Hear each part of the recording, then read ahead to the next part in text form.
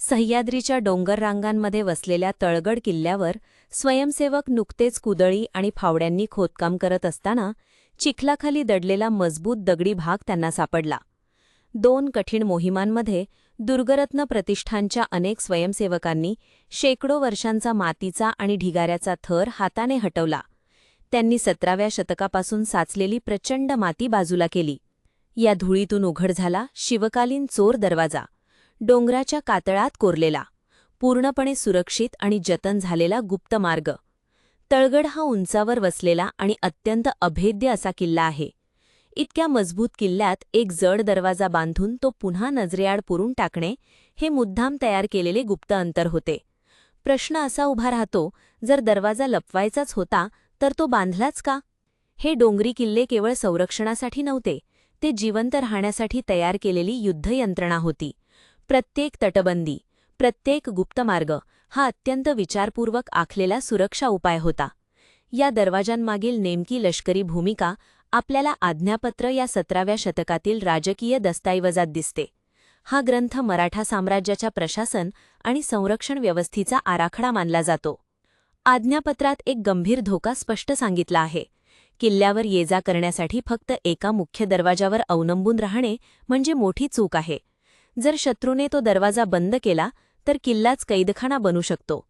यावर उपाय म्हणून गुप्त चोर दिंड्या किंवा गुप्त बाहेर पडण्याचे मार्ग तयार करण्याचे आदेश दिले गेले. हे मार्ग डोंगराच्या अतिशय कठीण आणि दुर्गम भागात कोरले जात. ते इतके कुशलतेने लपवले जात की दरीतून पाहणाऱ्या शत्रूला त्यांचा मागमूसही नसत नसे. छत्रपती शिवाजी महाराजांनी ही संपूर्ण सुरक्षा पद्धती आपल्या साम्राज्यातील किल्ल्यांवर लागू केली. कोणताही वेढा कितीही कठोर असला तरी मराठा नेतृत्व कधीच पूर्णपणे अडकून पडू नये याची त्यांनी खात्री केली.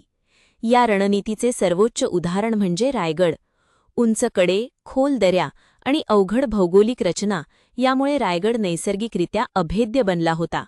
रायगडावर मुख्य मार्गांचे संरक्षण करण्यासाठी अनेक बळकट प्रवेशद्वार उभारली गेली. त्यातील सर्वात प्रसिद्ध म्हणजे महादरवाजा, काळ्या दगडात बांधलेली विशाल रचना, जी कोणत्याही थेट हल्ल्याला थोपवण्यासाठी तयार करण्यात आली होती. परंतु किल्ल्याच्या मागील बाजूस होता वाघ दरवाजा. कातळांच्या कोनांमध्ये लपलेला हा दरवाजा दरीतून पूर्णपणे अदृश्य दिसत असे. मुख्य मार्ग पडल्यास याच गुप्त मार्गाने लोकांना दोरांच्या सहाय्याने उभ्या कड्यावरून खाली उतरवले जाई. 1689 मध्ये या व्यवस्थेची खरी परीक्षा झाली. मोगल सेनापती जुल्फिकार खानने रायगडाला वेढा घातला. सर्व मार्ग आणि रसद पुरवठा बंद करण्यात आला. पण या कठीण परिस्थितीतही छत्रपती राजाराम महाराज वाघ दरवाजातून गुप्तपणे बाहेर पडले. त्यांनी संपूर्ण मोगल वेढा चकवला आणि कोणालाही न कळता सुरक्षितपणे निसटले. या एका गुप्त मार्गामुळे मराठा नेतृत्व वाचले आणि साम्राज्याचं अस्तित्व टिकून राहिलं. आज तळगडावर हे गुप्त दरवाजे पुन्हा प्रकाशात आणले जात आहेत. स्वयंसेवक काळजीपूर्वक शतकानुशतकांची माती साफ करत आहेत. नव्याने उघडलेल्या या प्रवेशद्वाराला रांगोळी आणि फुलांनी सजवून त्याचे स्वागत केले जाते.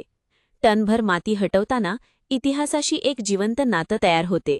हे दरवाजे छत्रपती शिवाजी महाराजांच्या युद्धनीतीचा आणि दूरदृष्टीचा थेट पुरावा आहेत.